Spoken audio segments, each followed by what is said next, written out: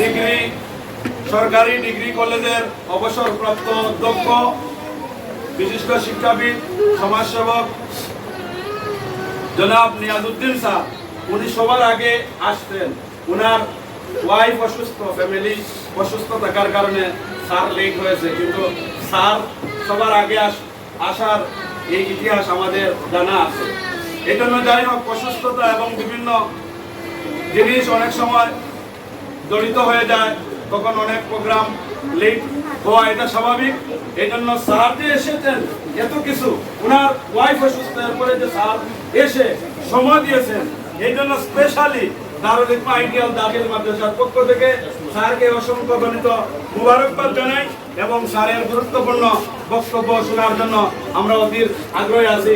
এই পর্যায়ে আপনাদের সম্মুখে গুরুত্বপূর্ণ বক্তব্য রাখবেন আজকের বিশেষ অতিথি, দারুল হিকমা আইডিয়াল দাখিল মাদ্রাসার সম্মানিত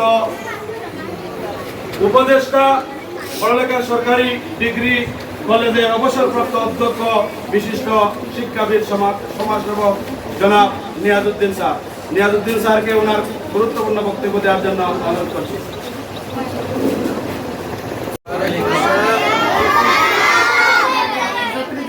তোমরা কেমন আছো? আজকে তো এটা প্রথম অনুষ্ঠান ফলাফলের নাকি? এই যে অনুষ্ঠানে মেহমানরা আসছে, তোমাদের কেমন লাগছে? আচ্ছা, তোমরা যারা কষ্ট করে পরীক্ষা দিয়েছো, রেজাল্ট হবে, তোমাদের জন্য আমাদের শুভকামনা থাকলো, আগামীতে যাতে আরো ভালো রেজাল্ট করতে পারো। তো আমি কথা খুব কম বলবো। মূলত প্রিন্সিপাল স্যারের সাথে আমার কথা হয়েছিল যে ঠিক 10টায় শুরু হবে, আমি 10টায় রেডিও ছিলাম, কিন্তু আল্লাহর হুকুম না হলে অনেক কিছুতেই অ্যাটেন্ড করা সম্ভব না। আজকে সবার সম্মানিত সভাপতি, উপস্থিত প্রধান অতিথি এবং সম্মানিত অতিথিবৃন্দ, এই প্রতিষ্ঠান নতুন হয়েছে। প্রতিষ্ঠান নতুন হলে ওই প্রতিষ্ঠানের সাথে যারা সম্পৃক্ত তারা অভিজ্ঞ মানুষ।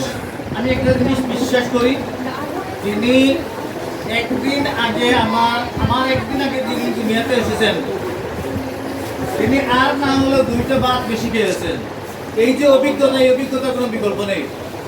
তো আমি বিশেষ করে আমার ছাত্র তারেক, মুফতি জিয়াউল হক সাহেব, এই দুইজনই ওই প্রতিষ্ঠানের সাথে সম্পৃক্ত ছিলেন।